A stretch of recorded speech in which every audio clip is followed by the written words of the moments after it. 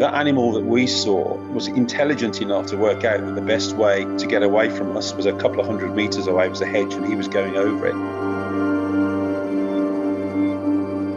I just froze. Didn't want to move because I didn't want it coming towards me or anything, something like that. You think, where the hell has that come from? Welcome to Big Cat Conversations. We speak directly to people who've encountered one of Britain's big cats. We also discuss the bigger picture. I'm Rick Minter, and thanks for joining me.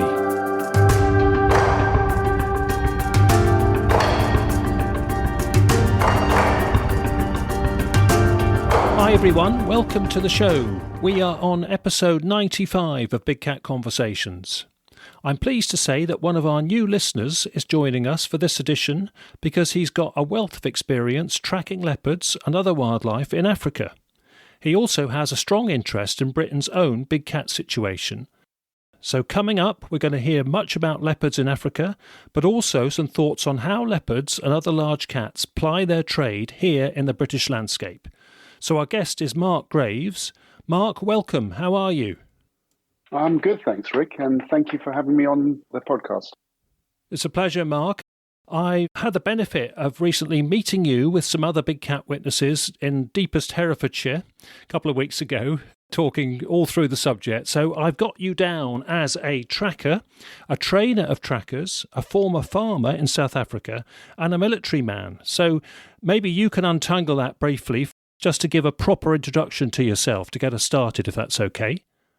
Sure. I've actually had a very interesting and very varied career path over my life. I was born in South Africa and grew up on a farm there until I was about 7 years old, at which point moved to Herefordshire in England. Grew up for the rest of my teenage years in Herefordshire on a farm there. Once I finished university in building surveying, strangely enough, completely separate to all of these, I ended up going into the military for a while, and I served as a troop leader, tank commander and troop leader for about 6 years in the military, serving in the First Gulf War in Germany and in various places around the world. After I left the military, I decided to go back out to Africa. It was in my blood and definitely a calling for me. So I built myself a Land Rover as an overland vehicle, and I set off from Herefordshire and headed all the way down through Europe into Morocco, down through Western Africa, through Sahara, through Western Africa, through Congo, or Zaire as it was in those days, and then ended up in Uganda, where for a number of reasons I took a 14-year pause in my trip to South Africa. I decided to continue my journey down to South Africa and reinvent myself. I'd always wanted to be a game ranger as a child, and I decided to do the Fagasa studies and become a field guide. I ended up becoming an advanced trails guide in Big Five. Then I ended up becoming an instructor and assessor for Fagasa, doing the training in the bush. Well, just quickly, my experience on overhearing people do the Fagasa course, because some Fagasa exams were happening when I was at a leopard research camp once in South Africa, and I thought, wow, this is like doing a geography degree mixed with biology and wildlife in one, and doing it from very much a practical, boots-on-the-ground perspective. Very tough and very multidisciplinary. The Fagasa guiding system is second to none. I mean, there is nothing else within Africa that comes close to that level of qualification. I also bought a farm and set up a game breeding farm in the Lowveld in the Hoedspruit area, which concentrated on breeding of genetic variants for antelope. So primarily impala color morphs, so melanistic impala and other color forms, and a lot of the Trigolaphus genus of antelope. So that's the bushbuck, Inyala, kudu, eland, all of the Trigolaphini. So I was running the farm alongside operating in the bush as an instructor, and as a guide, as a professional guide, and also working as a freelance trails guide for Kruger National Park, doing the wilderness backpack trails was the highlight of my walking guiding career. It's just an extraordinary privilege to be mandated and allowed to walk freely for 3 nights, 4 days at a time in the Kruger National Park. Gosh, okay, Mark, thank you very much for that. And I guess different strands of that lifetime experience brought you different experiences with wildlife, including leopards. And from a farmer's perspective, from a trail guide's perspective, and from a tracker's perspective. Obviously, we'll hear snippets of all of those as we go through the conversation now. But say you were going to start off a website or a book on the essence of a leopard. What are the key characteristics that absolutely define a leopard from your direct experience? One of the key things about learning to be a trails guide and teaching guides to become trails guides is the interaction with the big five. And leopards are one of the big five. Big five being named after the 5 most dangerous animals to hunt in Africa, being rhino, more specifically black rhino, elephant, buffalo, lion, and leopard, all for different reasons. Now, obviously, we're not interested in hunting, but those animals are perceived to be the most dangerous in the bush, and therefore we need to understand them and be prepared to deal with encounters with those animals on foot. Of all of those animals, to be honest, when I was teaching my students, the animal that I am least nervous of is the leopard, strangely enough, although it has the biggest potential, well, it has a huge potential to cause us damage. They are solitary and they are shy and they avoid contact. The danger with them comes if you are hunting them. So if you are cornering them or if you've wounded one and you're following it up, they become incredibly dangerous. But if you leave them alone, in fact, you're incredibly lucky if you get a sighting at all. They are very shy and very elusive. And many times we've been very close to them and barely even noticed they're there.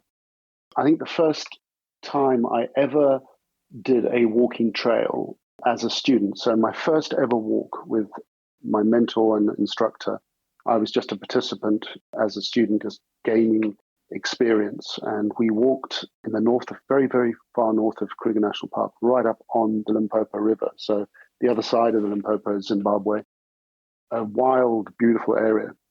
It was very dry. We walked up over a ridge and down to a spring, a place called Mashashiti Spring, where I think we saw a couple of buffalo.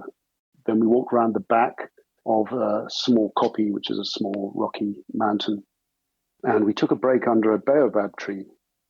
We'd been there a few seconds and I just looked up into this massive baobab, which was completely bare at that stage. It was just branches. Halfway up, we are talking a good 10 meters, so 30 feet off the ground on a branch. There was a face looking down at me. There was a leopard lying on the branch. We were literally right underneath it. It hadn't moved. It was there. And only when I made eye contact with it did it move. And it ran along the branch and just jumped. It just leapt away from us from that height onto the ground. And it came down with a huge thud and then just ran off into the bush. No one else had been aware of it. I had just looked up out of curiosity. I was really looking at the tree and there was this leopard. We were absolutely underneath it. It would have probably stayed there and we would have moved on and never been the wiser had I not looked straight at it. And then we went round to have a look at, see the tracks where this thing had landed into the ground, dropping 30 feet from the air, and where it had then run off, how the tracks looked, because it had gone at such speed that the stride pattern was huge. So it was just a fascinating example. But in a completely bare, barren landscape with almost not a leaf on the trees in the wintertime in South Africa, there was an animal sitting in a tree that nobody had noticed until we were stationary underneath it and I'd looked straight at it. Otherwise, I don't think it would have moved. And it was just resting, was it? Just resting. It was comfortable. Baobabs are massive. They're actually a plant rather than a tree. They don't have a cambium layer, but very, very big boughs, and it was comfortable up there. So that just shows you how you can be right next to them, and unless you actually look at them and notice them, you wouldn't see them. Another time, much later on, a few years later on, when I was leading a group, I think of students as well rather than clients, also in the same area along the Limpopo, between the fever tree forest and the Mapani shrub that was coming down, walking on a very, very prominent game trail, like almost a motorway, but very open, very short, dry grass, nowhere to hide. And behind a very, very small, sparse bush, probably no more than a foot high, suddenly a female leopard just jumped up and ran away from us when we were walking down this game path. And she was, I doubt, more than 2 meters in front of us when she ran. So she'd been lying flat behind this tiny bush, which was the only cover, and she would have been waiting in ambush. So it was early in the morning, first light. She would have been waiting in ambush for some prey animal to be going down to the river to drink along this main game trail. And when we walked down it, she realized that we were not prey and upped and ran away. I honestly didn't see her, and I was leading that group of students down there at all until she moved. And there was almost no cover.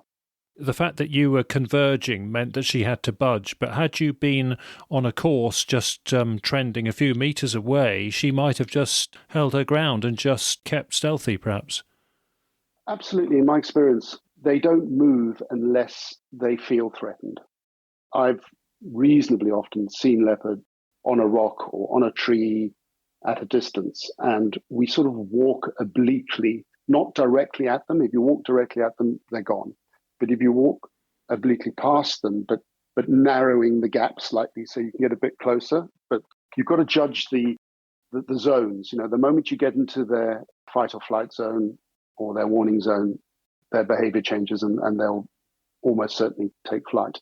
But if you can keep just out of their comfort zone, sometimes you can get quite a close encounter. I had one in Botswana, actually, where we had a female up on a rocky ridge, and we managed to get really very close. And she was so relaxed, and we took so long, so stealthily, but overtly. We didn't hide because she's going to know where we are anyway. But we let her know where we were, but we walked past in a way that was non-threatening, and we slowly over the space of about 40, 50 minutes closed the gap until we got to probably no more than 50 meters or so from her. And I sat the whole group down, and we spent until the sun went down watching her, and then we moved off.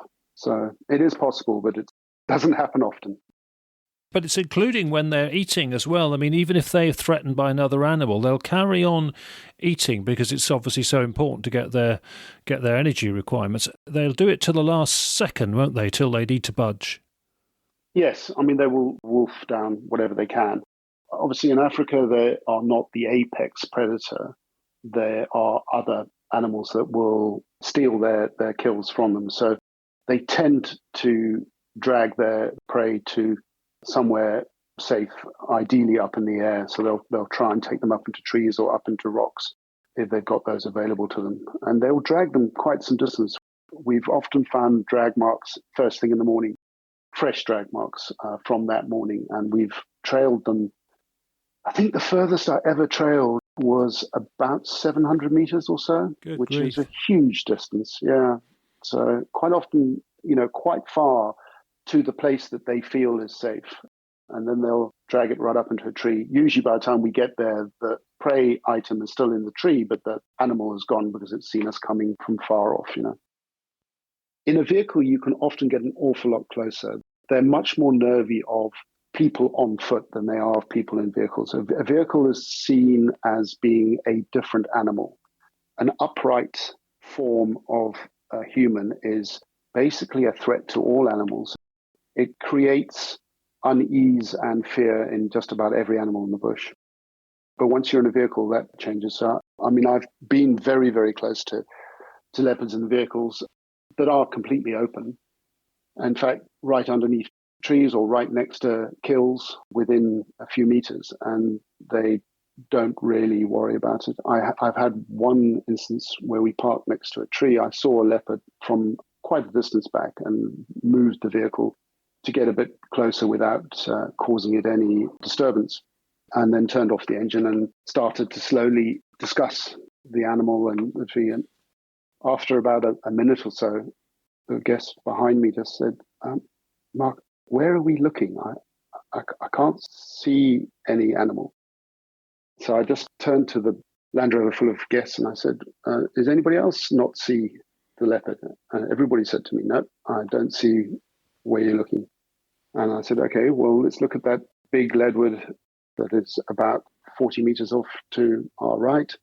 And if you go back behind it, there's a jackalberry, which is the dark green leaf tree. And if you go 2/3 of the way up, lying on the big branch, you can see quite clearly there's a leopard lying there in the shade.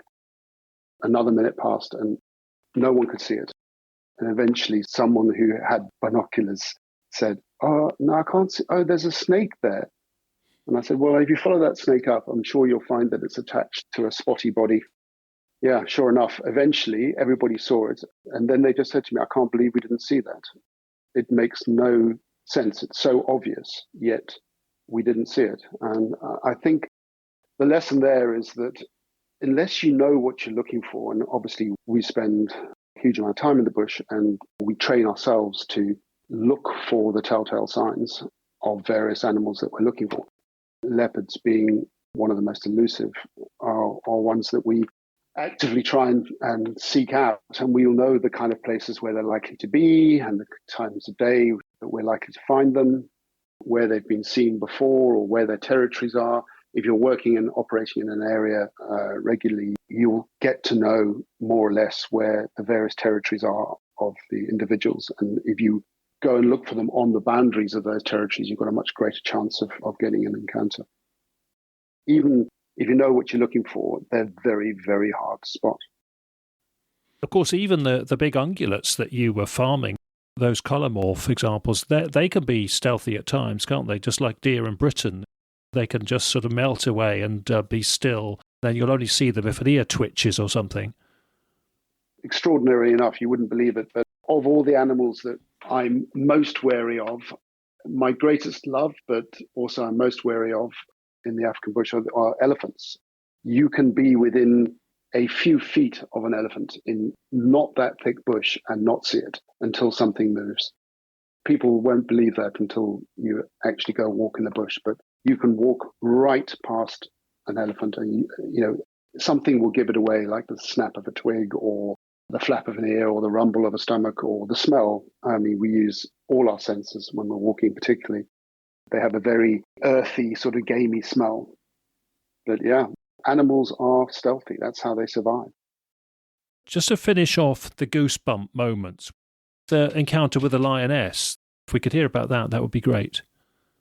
Sure. So again, I was training students at this stage and also in the same part of the Kruger National Park, right up in the north, an area next to the Luvuvu River. There's a triangle between the Luvuvu and the Limpopo. And right down on the corner where the two meet is an area called Crook's Corner, which is fairly well known in history. There's a large fever tree forest. We were walking through this area, which has almost no grass. So it's a little bit like an English pasture, very, very short, grazed, and then this sort of dappled shade from these fever trees. And quite some distance away, probably 300 meters or so away, I noticed a movement and I saw that there was a fairly large lioness descending a bank onto this floodplain and walking across us through the floodplains, but quite some distance away. So I just said to the group of students, let's just drop our day packs down and sit on the packs on the ground and just watch what happens. And behind her came another lioness, and then came a couple of, not tiny, but definitely cubs. They'd gone beyond the spotty stage. They were moving with the pride, but they were probably no more than 4 or 5 months old. And behind them, more lion were coming out of the bush off the ridgeline and dropping down onto the plain. And they were walking across the open ground completely open in front of us. And suddenly one of the cubs looked our way and stopped. And then it decided, it wasn't sure what we were, because we're now sitting on the ground. One of the reasons why I make people sit on the ground is it breaks our silhouette. I mentioned earlier, this built-in fear of us as two-legged human beings. So if you break your silhouette by being in a vehicle or by sitting on the ground or changing the way you stand, your posture, you become less threatening. By sitting in a huddle on the ground, we were possibly a troop of baboons, or anyway, we were something but not human. One of these cubs saw us and it started walking directly towards us, fairly boldly.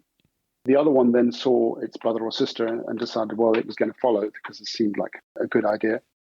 They covered the ground fairly quickly to probably no more than 100 meters or so from us, when the mother, who had now come out of the ridge and dropped down onto the plain, looked across, was obviously concerned that her cubs were going off on their own. And then she also saw us. And she also wasn't quite sure, but she very quickly moved behind the cubs and then got up to them, or at which point she knew exactly what we were, and she just kept coming. As she sort of crossed, there was a point at which I knew she was going to continue to come. So I just said to the group, just stand up, leave your packs. And I looked back over my shoulder. I isolated a tree and I told them just move back to that tree and wait for me there. Now, we walk with a rifle for these kind of emergencies. And the way we walk when we're training guides is I will walk as an instructor at the lead, and behind me will be my backup. And my backup is a student who has passed their qualification to be a backup, but they haven't yet had enough experience or enough encounters to be signed off as a lead guide. So my backup was with me, and the two of us were standing facing this lioness, because you don't turn your back and you never run from any kind of predator. You stand a very good chance of triggering the chase response. So we stood and just stood still and let her come, I was just hoping she was going to stop. She got to about 30 meters or so. She did stop and gave me a warning growl, at which point I just started talking to her and just saying, it's okay, we're moving back. And my backup, Sky, grabbed my collar and walked back. So I was walking backwards with my rifle aimed at her in case she decided to come the last 30 meters. But Sky was holding my collar and he was ready to come to support me, but he was basically my eyes walking back because I didn't want to stumble and lose my fix on her. And she kept coming and stopping and coming and stopping. And every time she would come towards us, I would stop and shout her down. And then she would stop. And then as soon as she was calm, I'd say, okay, girl, we're moving back. And then I'd reverse back out a bit more and she would come again. And she pushed us all the way back to almost to where the group was. So that's another 100 meters at least she kept pushing us. And it was interesting. I mentioned the story when we were talking the other day because you showed me that footage of the puma doing the same to that walker on the road, just coming forward and doing that paw swatting, making herself look big to push him away from the cubs. And this lioness was doing exactly the same. But after she'd come at me 2 or 3 times, I realized that she didn't have the intent. She wasn't interested in actually taking me down. She was just trying to push me away and protect the cubs. But the cubs, of course, were at that curious stage. So they kept coming with her. And so she just kept having to push me back. But eventually she was comfortable with the distance that we moved back and let us go on our way. And then she just turned and took the cubs back to the rest of the pride. Okay, what an experience, because there's a technical, procedural way of dealing with that, which you've just explained, but there's also just holding your nerve and keeping your composure. And I guess as much as you know to do that in the moment, does having the firearms give you a comfort blanket to some extent? It's still a challenge to shoot at a lion that's coming at you, presumably. Absolutely. I mean, we obviously train for it in terms of we talk through these scenarios and then we practice it.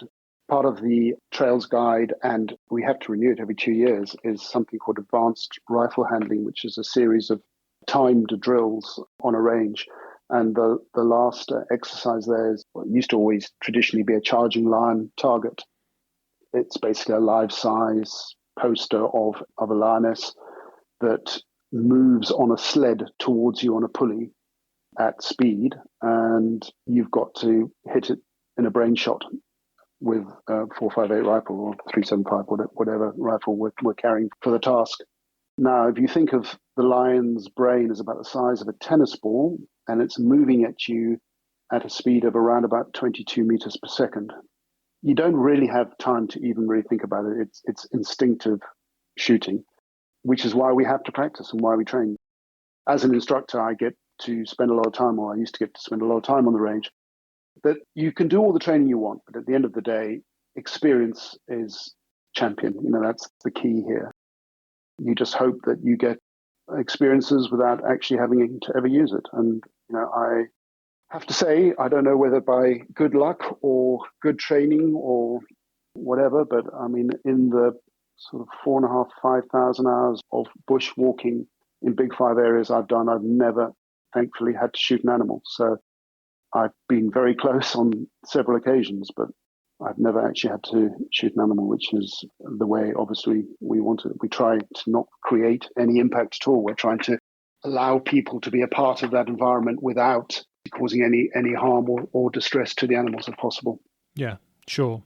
Several times I've had to witness reports in Britain which to me appear to be a leopard charge when it's confronting somebody at speed but then stops. And of course they didn't know it was going to stop, so they're particularly concerned and scared. What I always say, Rick, to my students is if a leopard is intent on causing you harm, you're not going to really know about it. I mean, you will, by the time you know about it, it's going to be too late. If you're lucky, you will be able to protect yourself enough that you will survive. But, if it's really intent, it's coming. I mean, the lion's going at 22 meters per second. The leopard's moving faster, anywhere up to 25 meters per second. Incredibly powerful, fast burst of speed. And they're ambush predators. They're not making themselves obvious. The first thing you see will be a blur. The next thing you'll know is you'll be hit with something akin to being hit with a Mike Tyson, I would imagine, or something like that. I'll never forget going to Mahola Hola Rehabilitation. We caught a leopard on a farm in a live trap, and we took it there for a couple of weeks until they could find a home to relocate it. And it was in quite a large run cage. And I went there with Brian Jones, the owner. He wanted to show me just exactly how fast these things move. And we went to the edge of the cage, and there was a young male that was probably 30 meters away at the other end of the run. I didn't even see it. I was looking in this space. It was just hiding behind a tire, an old tire. And he just touched the side of the cage. And all I saw was just a blur of movement. And the next thing, this animal was on the weld mesh at my face. I didn't see the moment it left the cover where it was. I just saw movement, and then I just saw this thing hit the cage in front of me, and then it was gone back into cover. And I just thought to myself, wow, if it means business with you, there's just no way you're going to ever be able to defend yourself against that. But luckily for us, that's not their modus operandi. I mean, they're just not really interested in taking us down. We're not seen as prey. We are seen as a threat, and they try and keep away from us. So I don't perceive them as being a threat unless they are threatened by us. So if you corner them, if they're injured or wounded, what worries me, Rick, I've been trying to catch up with your podcasts, from day one, and I think I'm on 75 or something now. And a couple of times people have mentioned that they hit a black panther in the car. I always think to myself in those kind of situations, I wonder if it ever goes through anybody's mind to stop and to see what they've hit. Can you imagine if you've hit the back end of a leopard, you've paralyzed its back end, and it's dragged itself into the verge, and you walk down to follow up to see what you've hit. I mean, that sort of situation is potentially lethal, because even a paralyzed leopard would cause you, probably fatal damage. Or perhaps a mother with cubs in a barn, or an old abandoned mine shaft, or some sort of a cave or something like that. Mothers protecting any young of any species are incredibly dangerous. So these kind of situations, potentially, if people try and get all clever and start to hunt or shoot these things and wound them, which is more likely than not. If you speak to any of the big game hunters, the one thing they never want to do is follow up on a client's wounded leopard. In fact, I've had to follow up twice on wounded leopards that were hit by cars. So where we used to live and farm was on the border of the greater Kruger National Park. It's a lot of private reserves on the edge of the Kruger National Park. And the main road there, quite often we would get reports into the farm watch that I was a member of that someone had hit a leopard or a cheetah. You would go out to see where this animal was and sometimes have to track it over the fence and into the bush.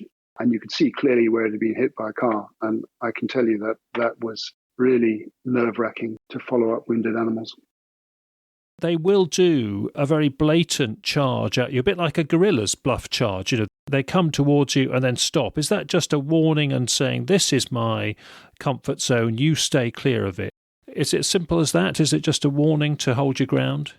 Yeah, most animals will offer a warning charge if they feel threatened and they want to get space. Leopards will do that as well.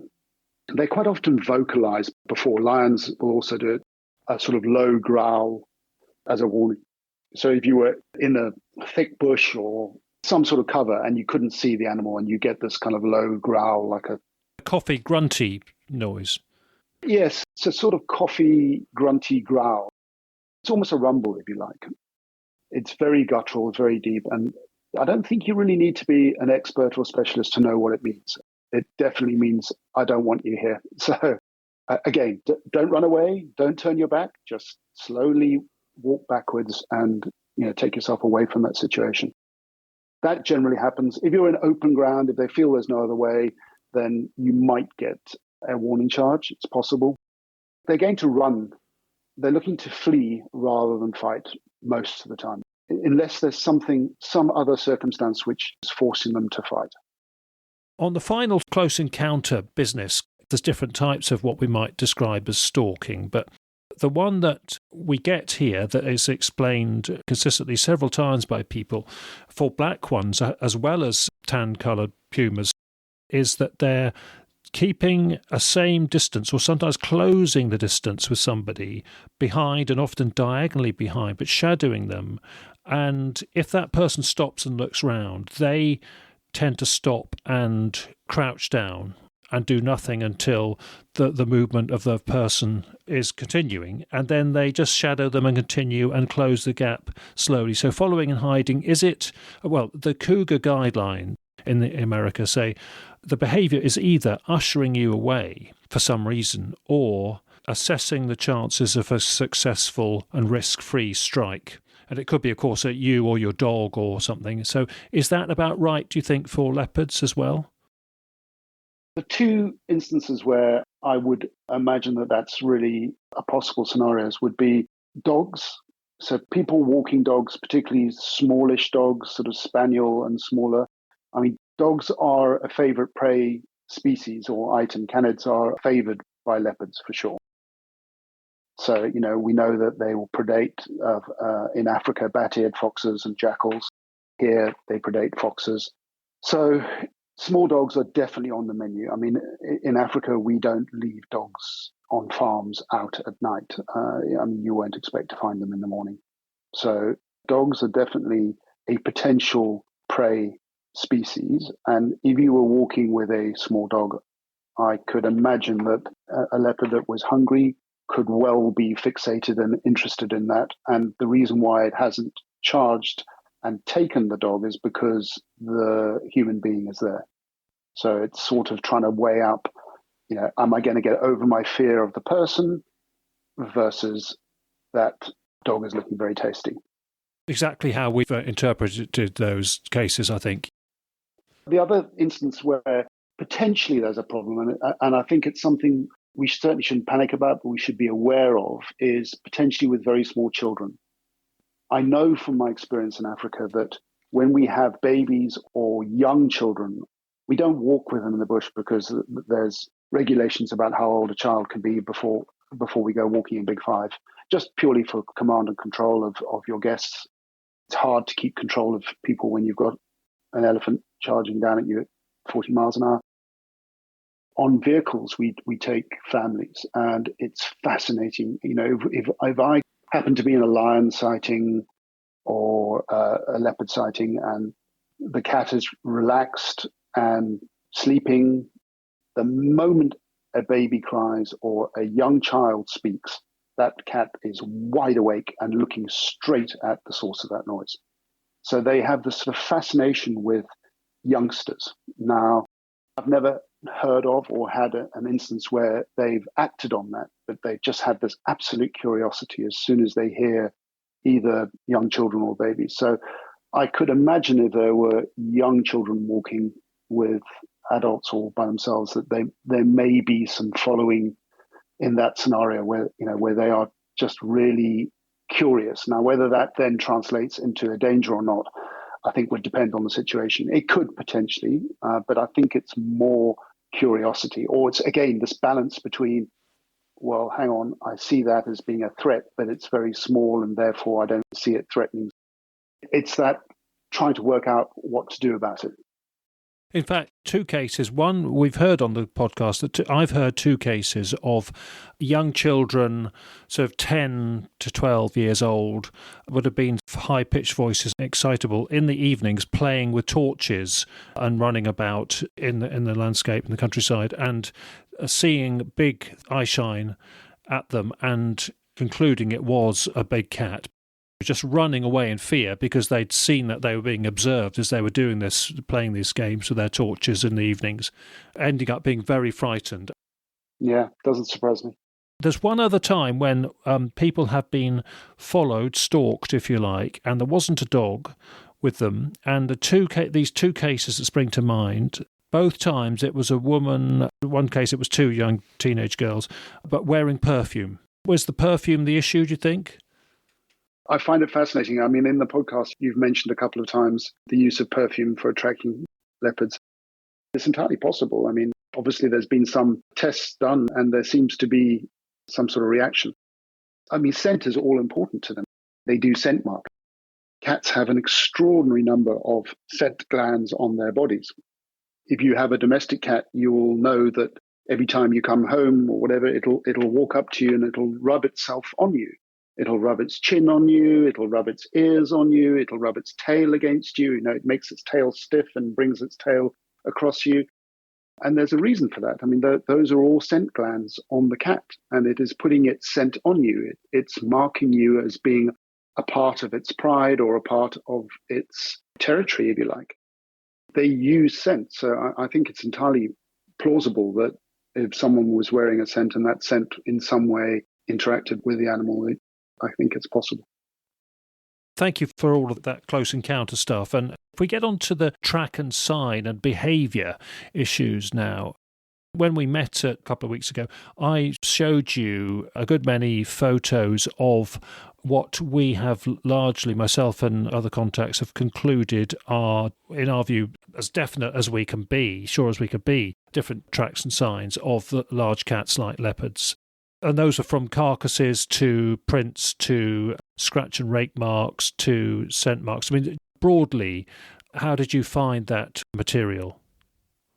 Track and sign it's a little bit of science, and it's a lot of kind of experience and gut feel as well. The more you look at something, or the more you study an animal and follow an animal and observe an animal, you can picture what went on through the track and sign that you see.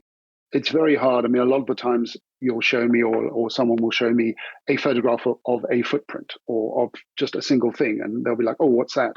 Now, you may have a gut feel and you can look at it and there are certain telltale signs that will point you one way or the other. But in track and sign, we tend to look at the whole. So we'll look at something and go, okay, well, my feel is that that's a leopard track. Now, how am I going to prove that to myself or disprove it? And you look for other evidence to support it. So you look at, the way that animal has walked, how the gait is, whether it's been direct registering, whether it's under registering or over registering, whether it's scent marks somewhere. There's lots of other things we can look for. Hair, whether there's tail drag somewhere. In Africa, of course, a lot of our tracking is done on very dry, dusty conditions. So we get a lot of sign in the dust. But you can also find grass that's bent and broken. If there's been a kill action like that, you can see drag marks, you can see hair, you can see the way an animal has eaten on that carcass. So leopards are fairly specific in the way they will eat. They tend to start at the groin or the rump, the haunches, and eat their way forward. They don't like to eat the hair particularly, and they don't like to eat feathers on birds. So they have very, very rough tongues, and they actually will pluck the animals first and then consume the meat. And then they'll work their way up through the offal. They won't eat the stomach contents, but they will eat the organs, the major organs, and they'll eat maybe some of the cartilage off the bones, some of the soft cartilage, but they don't eat bones. When we find carcasses, as many of those photographs were that you showed me, that have had the whole skin peeled up from the back to the front with the whole of the haunches and the main organs eaten, that's a fairly telltale sign that it's a big cat that's done that, for example. So yeah, lots of that sign is, to me, pretty conclusive. I mean, if I were in Africa, I would just say straight away, that's leopard. Not everything, but a lot of those photographs of the various things you showed me, and a lot of scratches on the trees. Leopards have interdigital glands as well. So even between their claws, they have glands. And one of the reasons for raking down a tree, apart from keeping their claws sharp, is that they actually have scent glands between their claws. That's a part of their scent marking. It's a very typical cat behavior.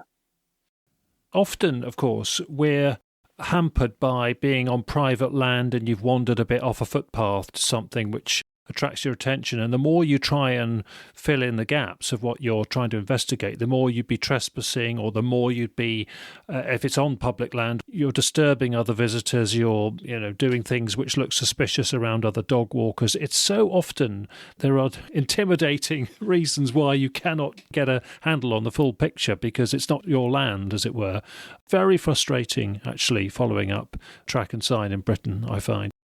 We're talking about carcasses. Could we just talk about the actual dispatch locomotion? Because it's now increasingly, the more footage you see on TV on these sort of supposed ambush predators, you see them running at further distances than you imagine they're capable of in terms of their limited stamina. So can you give us examples of leopards running different distances for different motivations?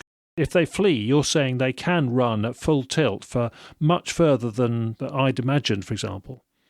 The basic thing is that they are ambush predators. So we need to understand they're not chase predators. They're not like cheetah, for example, or wild dogs that will run their prey down. They rely on stealth and they rely on ambush.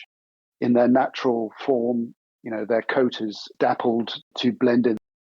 They will spend a great deal of time stalking a prey, and they will try and get to ideally within about 5 meters. So what's that, 15, 16 feet, something like that, is their preferred distance to launch their attack. And they will probably only chase that animal down for another 10 meters or so 30 feet or so. So they really are all about the explosive power and the ambush. They get close, it's like a coiled spring. They explode out, all muscle, they grab their prey, bring it down, successful hunt. If they have to end up chasing that prey beyond 10 or 15 meters, they pretty much give up every time, unless it's something that is definitely handicapped, weakened, young, that they feel that it's worth the effort of chasing beyond. But if it's a fit, healthy prey species, after 10 or 15 meters, they're going to give up generally. So in that respect, you're absolutely right. They are very much ambush predators. They're very much short distance, high energy chasers. But if the needs are there, they can run for great distances and at quite a speed. But that's not to bring prey down. That's usually to get away from danger. If they're escaping from a threat situation, so let's say they're being chased by a lion or some other predator, they can run at a hell of a pace for a very long time. So it's not that they can't do it, it's just that they don't employ that as a successful hunting technique. I can't remember what the exact percentages are, but for every meter that the chase goes beyond 10 meters, there's quite an exponential drop in the success rate. Good stuff. And I think pumas, mountain lions are pretty similar, actually, in all of that. And of course, they're pretty similar in so many ways. And so interesting that both seem to be here successfully. Could we turn on to the prey dispatch methods now and the signs of that? I think one of the things that I think is most easily seen when we're looking at a carcass is what I call a muzzle hold suffocation, because you'll see a deer and it'll be filleted out and it got other telltale signs of a potential cat impact. But you'll see around the nose and mouth a lot of stress and some chomped skin and tissue. So something has had it round the snout, as it were, and held it and chomped through. So that I would call that a muzzle hold suffocation. But the more common one is the canines clamping the windpipe for suffocation. But there's also a nape bite, and there's also what you might call just a straightforward explosive, as on smaller prey, perhaps cuff punch, which presumably breaks the neck. That to me is 4 different predation techniques. Is that how you see it? Is that pretty much correct? Yeah, I'm only aware of 4. So it's generally prey size specific. The cuffing you're talking about is usually for small prey. So if they were taking a rabbit or a hare or a fawn or something very small, preferred method is just to give it a mighty swipe with a paw, and it breaks its spine and cripples it immediately. That's the normal takedown method for very small animals. If you're looking at roe deer and sheep, I imagine you'll find that the majority of them will have the bite marks in the back of the neck, at the base of the skull, because generally on that kind of size animal, they will just come in behind and one bite to the back of the neck and paralyze it by crushing its spinal column at the base of the skull. They don't use that on a much bigger animal, because a bigger animal will be harder for them to make sure that they've paralyzed it, and it can cause some damage from failing hooves and stuff. For the slightly bigger animals, so I guess then you're going into asphyxiation. So you've got a throat bite. They'll go under the throat rather than crush from the back. So they'll grab it by the windpipe and take it down. And then if it's too big to kind of hold down, if it's really struggling and they're really struggling to suffocate it through the windpipe, they can move their bite onto the nose and clamp the muzzle of the prey animal, asphyxiate it that way. But that's usually for much bigger animals. So for example, in Africa, I would expect that on something like a zebra or a wildebeest or an eland or an oryx or one of the much bigger antelope. Bearing in mind that a leopard can take a prey species up to 10 times its size and body weight. So that's fairly impressive ratio. But then it's going to definitely be using a muzzle clamp to asphyxiate that animal. Yeah. Same with pumas is how I think it works. But I would say that a reasonable number of sheep and deer, standard adult size fallow and roe deer, have what seems to be the telltale impacts of stress at the muzzle. And I don't think it's a fox has come and tried to bite the tongue out of a carcass. I think it is very much looking like stress of the snout. Let's face it, we're suspecting that the species or subspecies that we have here is not African. And my experience, obviously, is the African animals. Melanistic leopards here are more forest-dwelling species. Maybe they have a slightly different modus operandi, possibly. Or maybe they are just smaller, younger animals. I think it's a ratio of leopard to prey. If you've got a young, small female, she's going to probably go for a muzzle clamp more than perhaps a big tom that can easily just crush it from a nape bite, for example. Okay. They're very adaptive in so many ways, including on their diet. Obviously, they are largely strict carnivores. You know some exceptions to that. What's your experience on their eating habits in Africa and the scat that you found as a result of their diet? Yes, they are scientifically, technically strict carnivores, but they do push the boundaries slightly. So they are also very opportunistic. they become very specialist. So you'll find in certain areas they will develop a skill set for tackling certain prey. So in certain areas you'll have leopard that specialize in hares or rabbits. In other areas they may specialize in ground birds. Other areas they may go for porcupines, which are incredibly difficult to take down, but are favored in terms of the quality of the meat. Some leopards have worked out how to predate porcupines, for example. Generally, they go for small to medium-sized ungulates. The majority of leopard will prey on that diet base, but it then goes both sides. So they'll go, as I said, up to large ungulates, and they'll eat mice. Literally, they'll eat a mouse whole. We see that on thermal camera with Don's work in Derbyshire, what we know now as a puma from the vocalization in his subsequent footage. So we see that, foraging at late dusk in pasture land in Derbyshire. It seems to be mousing. And Don said there's leverets there, yeah. And then at different times of year, pheasants. And we tend to think of them as going for bigger prey items as ambush predators, but there we are, foraging for small, snacky prey is quite in order as well. Absolutely. And they'll go for whatever's easy and whatever's preferable, including reptiles. I've seen frogs, snakes, lizards go through. What else have we seen? Birds, even birds' eggs occasionally, and occasionally insects as well. I once watched a female eating termite elates. So when the queens come out of the termite mound and they fly to go and set up new colonies, they come out, they're quite a nice, fat, juicy insect meal. And I've watched a young female just sitting at a termite mound, literally just licking up these termite elates as they came out. Insects even. They will take the opportunity of whatever they can get that makes sense. So typical scat, Mark, your description of typical scat that you'd find from the average leopard? Yeah, obviously depends on what they've eaten, Rick, but generally it's sort of blackish green when it's fresh because there's been usually a lot of meat consumed, and it will dry to a sort of pale whitish green and then go whiter as it dries. Not as much as cannid scat because there's less bones in there, but they do get quite a bit of calcium from the cartilage, and it will dry lighter and whiter. And if they've eaten small rodents and small animals, then the hair could well be present in the scat as well. It's long, thin, segmented, and often tapered right down to a point, a little bit like sort of wattle and daub in the old houses. The foxes, the way their colon, it actually makes the scat spiral like a corkscrew, whereas with the cats it tends just to be more pointed.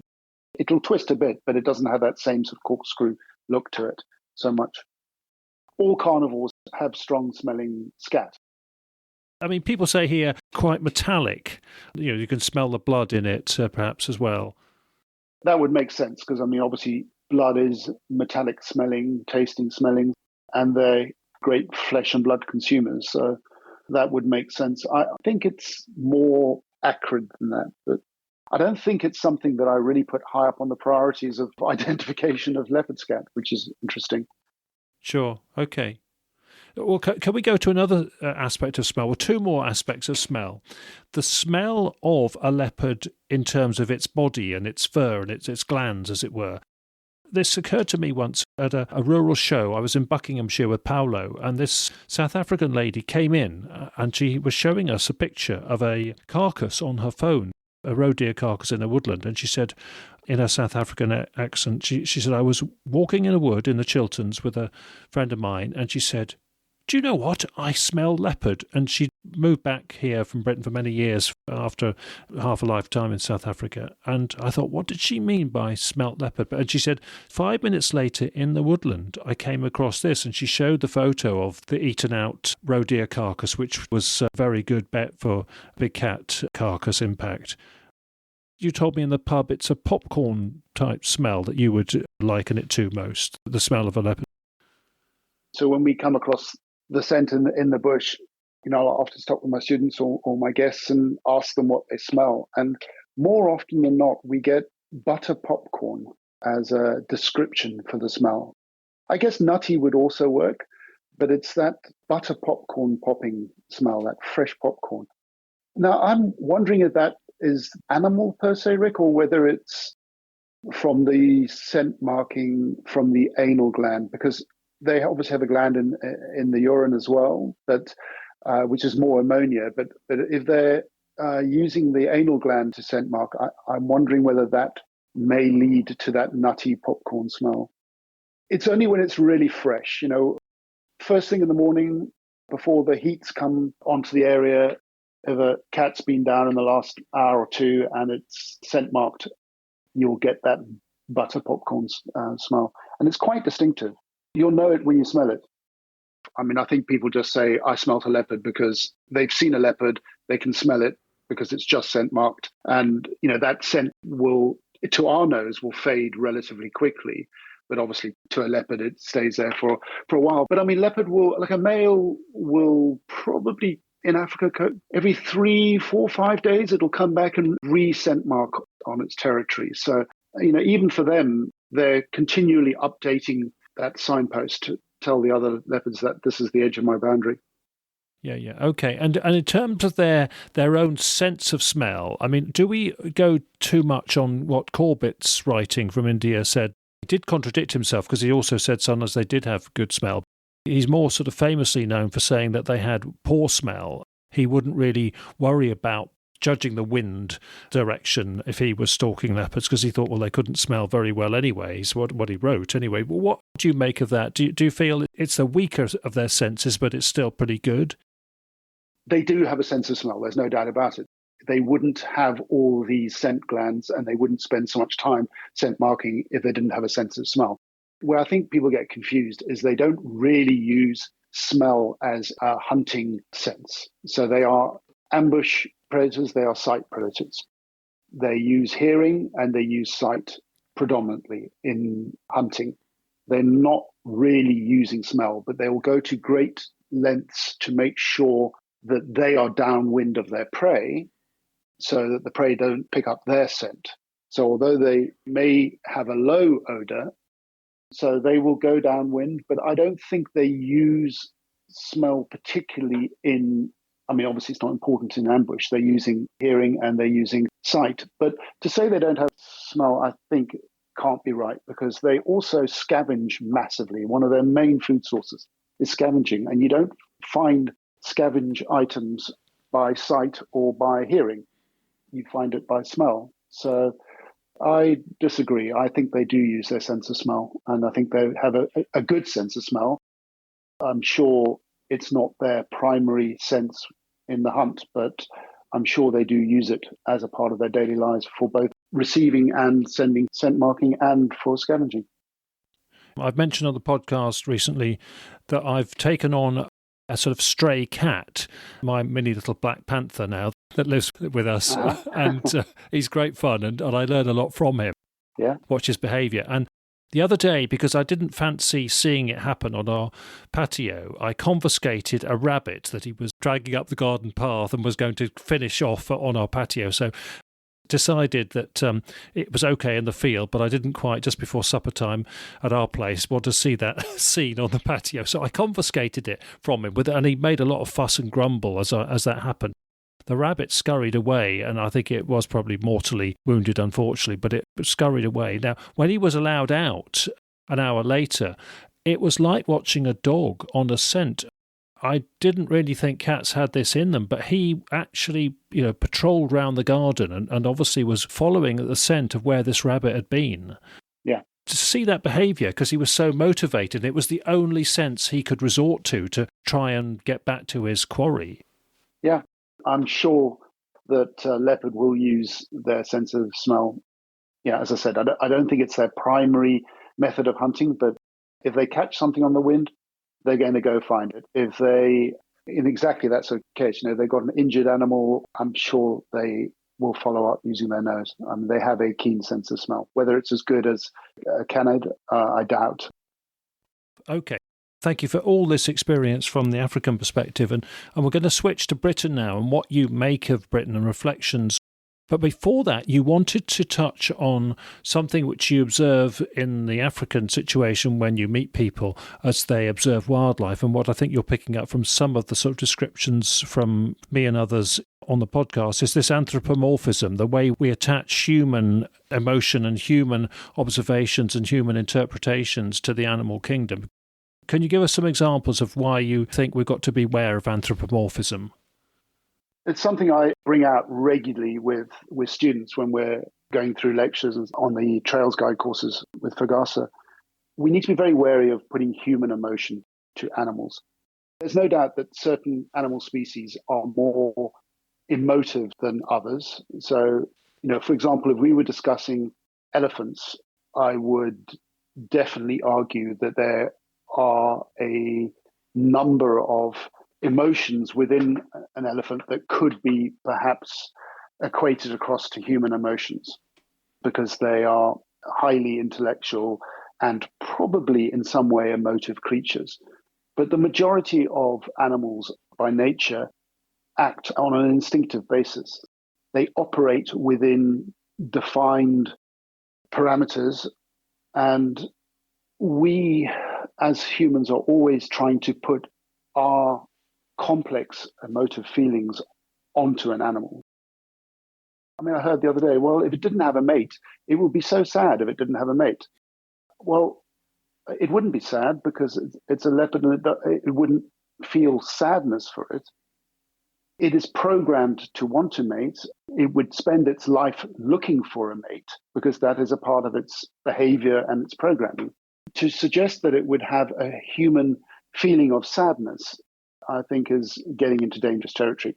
I'm not a leopard, so therefore I don't know whether it actually would feel sad or not. But I think the point is that we have to look at animals as behaving within parameters of animal behavior and not necessarily taking on human emotions. So things like, happiness, sadness, love, vengeance, or hatred. To suggest that an animal that has been hurt in some way will become vengeful is highly unlikely. Now, again, there are certain higher species that possibly could start feeling some of those emotions or start acting on those emotions, but most animals wouldn't. And I think it's something that we need to be very wary of, is putting human emotion into animals. Well, let's test this on one example then that I've used a couple of times, and I think it's not quite about emotion. It's more about a deeper sense of behaviour. When I've said, if we captured one, and we'll come on to trapping leopards in a minute and your experience of that, and took it to a wildlife park or a zoo to observe it, that would crush its spirit. Now, I would say that I'm not quite talking about for human emotion. I'm talking about you're suppressing its behavioural potential by doing that. Can I get away with that? Is that all right?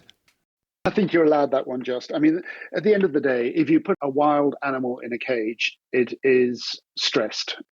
It's not able to live in the way that it's intended to, and it will exhibit stress, which you can describe as crushing its spirit, as in it will not live in its normal way. So, yeah, I think you get away with that one. Thank you. Yes. But I quite see what you mean, and I think it's an important discipline for us. Yeah, and we do it all the time, particularly with our pets, because we associate our pets with being human.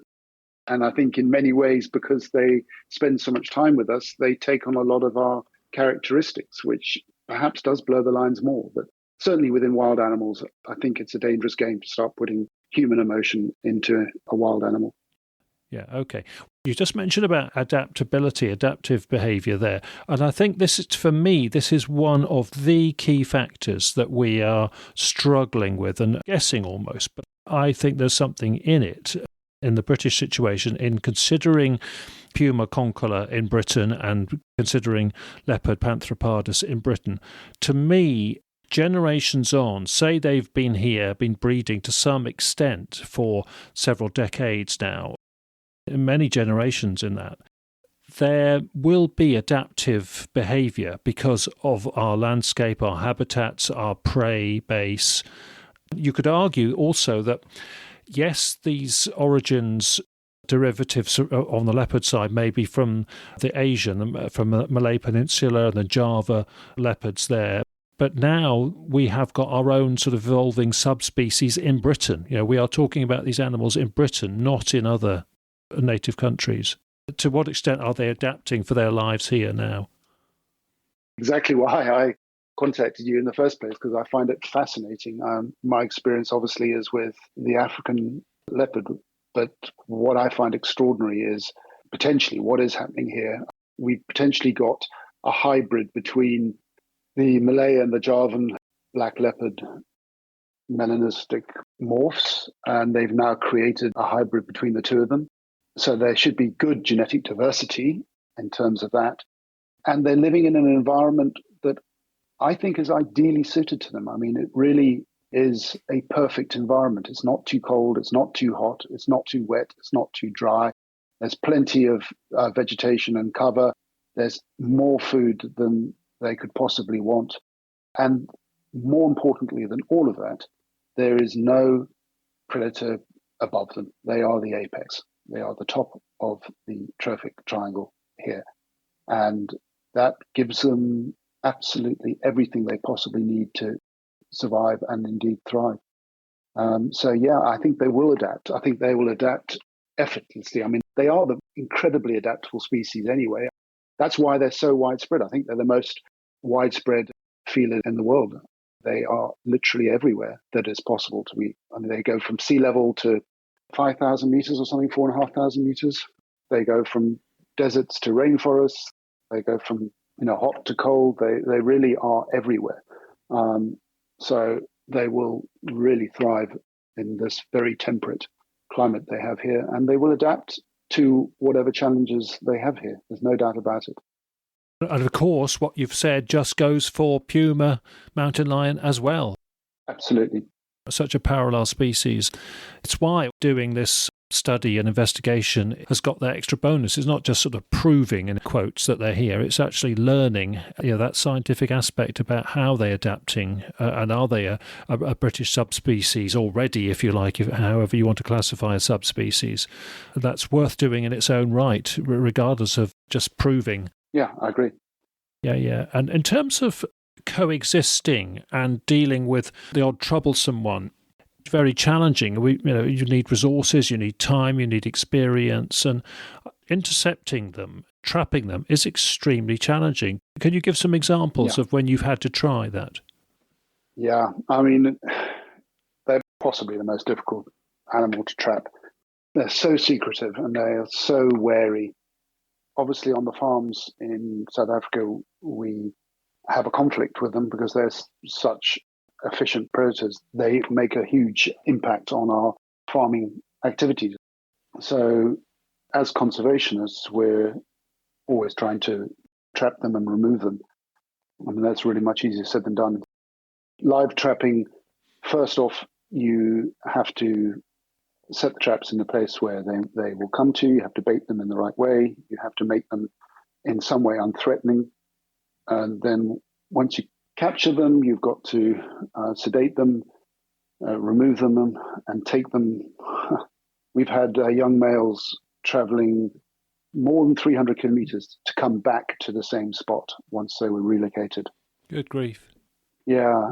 I'm not sure what the case would be in Britain, but definitely in Africa, you have much more established territories and home ranges. And the young males tend to get pushed along by the dominant males until they find a spot that is either has a very, very old male that they can defeat, or it's empty and it doesn't have a dominant male in it. And then they'll set up their territory. So if that territory happens to be on your farm and you take it away and move it somewhere else, it will keep getting pushed all the way back to where it came from. Sometimes it's better to stay with the animal you know, in some cases, because if you leave a vacuum, it'll get filled again. And hopefully you have an animal that doesn't prey on the species that you want to preserve. The skill behind trapping is something else again. You can set it as much as you want to, but a lot of it comes down to luck as well, I think, Rick, to be honest. They are very wily creatures. They've got the wariness of going in there in the first place, and so you've got to coax them in with live bait, really, like a bleating kid goat or a chicken or something. But for ethical reasons, you have to put that in a separate compartment, really. But you've also got the problem of non-target species. Here it would be dogs, badgers, squirrels, crows, going in and setting off the trap much more regularly than your main target of an apex predator going in there. A trap is an alien environment. No leopard in its right mind is going to enter a trap unless whatever is tempting it in is so overpowering that it'll overcome its fear of going into this strange metal cage. The most success we've had has been with live bait animals, which are kept in a separate cage. They're obviously protected in there. Again, it's another ethical debate as to whether the stress on that animal is justified or not. I have used chickens quite successfully. But you're right. Non-target species. I'm just trying to think. We trapped one leopard off my farm. It took about 4 months. And I'm just trying to think how many times. I definitely caught honey badgers more than 10 times. They are the weasel stoat family. They're bigger than a polecat, but smaller than a British badger. But they're incredibly tough and very resourceful. I've caught several of those little beauties and then released them. And African wildcat twice, I think. Caracal once. As you say, you catch lots of other things before you catch your target species. And then, of course, the leopard might break a canine teeth and might get infected and very injured from that. So they can get very angry and damage themselves in a cage. They do. It's really not a very satisfactory way of catching an animal. They're fine in there until you get close, but the moment you go to check the cage, they go mental and they throw themselves against that cage. They can rip their claws out on the weld mesh. They can break their canines, as you say, and cause problems. Obviously, we take a vet and tranquilize the animal as soon as possible. Quickly shoot a dart from a safe distance, try and not stress the animal too much, and then back off. Let the drugs take effect, and then once it's asleep, we go and open the cage and remove it and do a full veterinary check, collar it, move it to a secure holding location, and then resettle it somewhere. It's not great, I have to say. It's better than the alternative, which is shooting it, but it's not ideal. If you were given the task of having to intercept one in Britain, there was good grounds for needing to intercept one because it was misbehaving or presented a risk, what would you do, Mark? Would it just be specific to the circumstances, or do you think there's a key favoured method? And of course, we don't have track hounds. The landscape doesn't really lend itself to that. The logistics and practicalities of our landscape would be very difficult to use scent hounds to catch up with a big cat anyway. Removing them is pretty much impossible, I would imagine. In the old days, the way any carnivore was removed was through poisoning. But of course, that's not even vaguely an option these days because of the collateral damage to every sort of species, not to mention domestic animals, etc. So there's no way we can poison, nor should we, which leaves control through either humane destruction through shooting, and yes, of course, some can be and will be shot, and I'm sure have been shot. But to eradicate a population through hunting alone is pretty much impossible, unless you had, as you say, dedicated scent hounds that were trained specifically to hunt those animals, and you could chase them into an area where they're cornered and then shoot them or dart them. But again, animals that are stressed, their adrenaline is pumping, that counteracts the drugs. Yeah, they take longer to drop. Much longer to drop, and you don't know where it's going to drop. If it's panicking, it can go into a river and drown, or it's fraught with dangers for the people doing it and for the animal itself.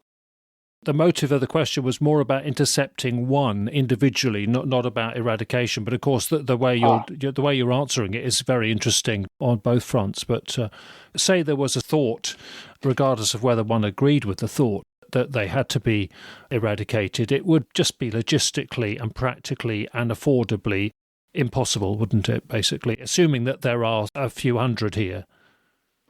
Yeah, in my opinion, if we assume that there's a viable genetic breed population, several hundred of these animals, which is entirely possible, then to eradicate them, I think, would be pretty much impossible.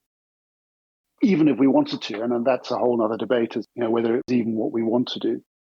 Should it be the decision to eradicate them, I think it would be nigh on impossible in this day and age. A single problem animal, yeah. Well, I think realistically, probably the answer, I'm afraid, will be to destroy that animal, to shoot that animal, because a problem animal is a problem animal, whether it be a dog gone out of control and is killing stock, or a big cat. If it has a propensity to create a problem to our overpopulated and very manicured world that we live in, then it's conflict. Human-wildlife conflict is something that we face all over the world. It's a huge problem now in India and Africa. We spend a lot of time and effort trying to deconflict wildlife and people.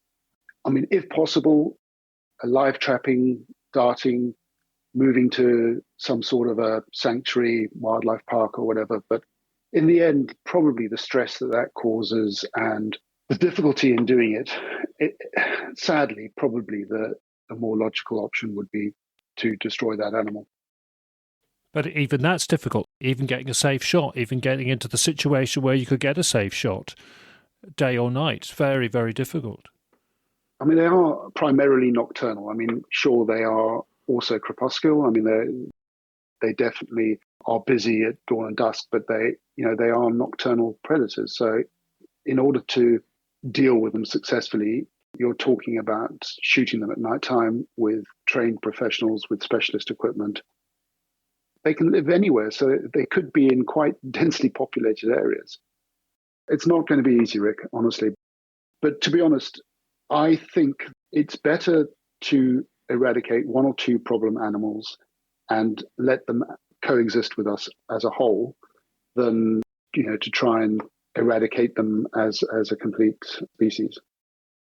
From all the feedback to me, it's very unlikely that there would be a consensus that was desirable and wanted in the first place. So I think it's unlikely that scenario would materialise in terms of making a judgment, making a call on their future. That's encouraging. Another challenging question to you. If you were given, say, 5 years to get more and better evidence and budget, what would you prioritise in Britain? How would you go about it to try and prove the case better and learn more about them? Firstly, what are we trying to prove? I think there's probably enough evidence out there to pretty much irrefutably say that we have them. What we don't know is what sort of quantities, exactly what species, and certainly not what subspecies. These are all questions we need to know. The short answer, Rick, is that money is what's required. Any kind of investigation requires time, effort, and money. So what would I think be ideal would be footage from camera traps, which would mean putting out a lot of camera traps. In my experience, I've done a lot of camera trapping in Africa, and even on known marking trees and known territorial boundaries, you still don't get much in the way of footage. So that's hit and miss. And DNA evidence, it would be nice to be able to get a proper funding for DNA sampling, whereby hopefully we can start to break down what subspecies we're talking about, hopefully individual animals. With spotted form, each pattern is unique, but with the melanistics, although they have the rosettes underneath, and although that they are unique, it's almost impossible to see them. So, we're looking at one black leopard and the next black leopard, you can't tell the difference. So we're going to have to go for DNA to be able to tell individuals. So DNA collection, the tooth pit analysis you're doing, I think is a useful key in that direction. In a perfect world, we would need to trap and collar a couple of animals and release them. I know that's a whole different ballgame in terms of dealing with authorities and what the implications of that are. But in terms of scientific study, the only way we're going to really understand an animal is to monitor it and follow it. And they are so elusive that the only real way we can do that is by collaring them, or in some way, not habituating, but getting an individual used enough to a researcher that it becomes slightly less furtive. I get what you say about trapping and collaring one and learning about its territorial wanderings and behaviour from that, but you do that to one in North Scotland. How do we know that one in Dorset or Devon is going to behave the same and have the same scale territory? Because territory situation and prey density will vary in Britain a great deal, just like any other country. So there's only so much you can learn from radio collaring, unless you've got a big sample size and doing it in different regions, I presume. Right. But I mean, at the moment, we've got a zero sample size, so we know nothing. We are literally operating blind. If we collar one cat, we have some information. It's not enough to say that's the way they behave. But I mean, in an ideal situation, we would collar a sample size of 10 or 20 or 30 or whatever it may be, and we would start to build a picture. And we need male and female. Are the female home ranges overlapping? Are they big, small? There's so much variation in the studies that have been done around the world. And we have no idea whether any of those characteristics are duplicated here or whether they're behaving in an entirely different way. But again, what is the reality of being able to do that? And it's almost impossible. It's a road I don't think we're going to go down, put it that way. With all of this, there's the institutional attitudes, the public and government sector bodies and the private landowners from different tenures as well. So it's getting that compliance and that collaboration and participation that is a great effort as well. So we're all looking at this research in the same way, that to do this neutral study. So the people side of it is as difficult as the animal biological scientific side as well. Absolutely. All I would say is that without the knowledge, we're just guessing. We're just flying blind. I mean, we're just assuming that, characteristics and traits from the species in their native countries are being duplicated and replicated here, which I'm sure they are to a degree. But we don't have the knowledge. And to make any kind of decision without scientific base to base those decisions on is crazy. We have the cats here. They're breeding here. It depends which side of the fence. Do you look at it as being a problem, or do you look at it as being something positive? And what do we do about that? But without information, it's really very difficult, I'd say. I know that your interest in the subject is something which means that you are going to be available for conversations and advice for us, which is wonderful. And we're just trying to start arrangements for episode 100, where we will have a few more people helping me interview one or two guests. And if we can make the date with you, I know you'll be involved in that if we possibly can. So we might have you again in 5 episodes' time. Incidentally, listeners should know that you had a bit of a baptism on this subject through your father, who was a countryside management officer for the county council. His rangers were informally telling him that they knew about sightings and had sightings. Sure. Since I was 7 or 8 years old, as soon as we came back from South Africa, I was aware of sightings throughout Herefordshire and Worcestershire. Not often, but was reported, and my father used to tell me of these big cats that existed. So I have to say that none of this surprises me, and I actually would find it extraordinary that there are not any big cats in Britain. I mean, we're fairly sure, well, we know, we have evidence that people release their animals, and there's no reason why they shouldn't be successfully breeding. What we don't know is whether there's a viable enough population to continue that healthy breed population going forward. We don't have so much evidence yet, but the evidence we do have, and I can't see any reason why we don't have a viable breeding population. What would be important for me, or what I think is important now, is that we get over the hurdle of, do we have them, don't we have them, and start to accept that we do have them, and now try and find some sort of a way forward about how we manage this, what we do about it. As I said, I don't think it's even possible, let alone viable, to eradicate them. What is important for me is that the general public, particularly the rural public, are aware of it. In much of the world, people live understanding and knowing that they live in proximity with big cats. And I don't think it's an issue or a problem here as long as we're aware. I think it's lack of education and stupidity that causes human conflict with these animals. They're trying to keep away from us. They're trying to go about their normal living function.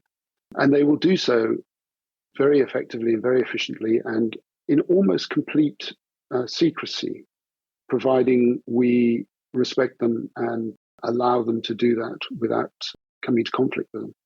So I think we just need to educate ourselves as to what we should and shouldn't do. If we come into contact with a leopard or a mountain lion, what do you do? How do you deal with it? And I think these are the things that we need to make people aware of to avoid or to reduce the chance of any potential conflict. The irony is even just starting the beginnings of that awareness raising and that communication effort, that has got consequences in itself, hasn't it? Almost sort of bigger consequences than coexisting just generally. Communication is a real challenge so that people are proportionate in their response. Recognise that, the message is these animals are shy and wary, not beasts on the loose, and they're far more scared of us than we are of them. Lots of challenges in that communication.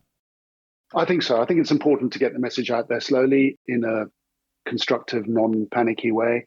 And I think also we need to look at the benefits. At the end of the day, we don't have an apex predator, or we didn't have an apex predator. We do now. We have a huge growth in the deer population. If I read about the sort of polecat and otters, pine martens, I mean, when I was a young lad, you never saw or even heard of these creatures. Now they're being caught regularly on our camera traps where we're looking for the cats, which is fantastic. So the fact is that we need a predator, and this is probably the ideal predator because it will just quietly get on and do the job as long as we can keep it away from conflict. Finding that balance is the trick everywhere in the world. Great. I think with that, Mark, we'll wrap it up, and thank you very much for all of that experience. Hope to hear from you again in episode 100 if we can make that date work for you and get you involved in that. Tremendous to have your insights on this subject. So thanks ever so much for coming on Big Cat Conversations. Rick, you're very, very welcome. I will love to be there for the 100th if possible, so I will try that. And I just want to say, as I sign off, just a huge thank you to you, and as I'm finding out, your fairly extensive team now of enthusiasts throughout the whole country for just going about this topic in a sensitive and constructive manner, just trying to make people aware without sensationalizing it. I think it's really important and something that is desperately needed. So thank you. Well, thank you, Mark. And as I say, I've said before, it is very much a team effort and it is very multidisciplinary. And I think, just a conversation like we've had in the last hour and a half shows that, and your background shows that you've got different skill sets. And it's about wildlife and science, but it's also about people and the messy reality of living one's life and coexisting with the animal kingdom. So it is going to be a group effort, and glad that you're potentially part of the team. So thanks again, Mark, for coming on the show. It's a pleasure.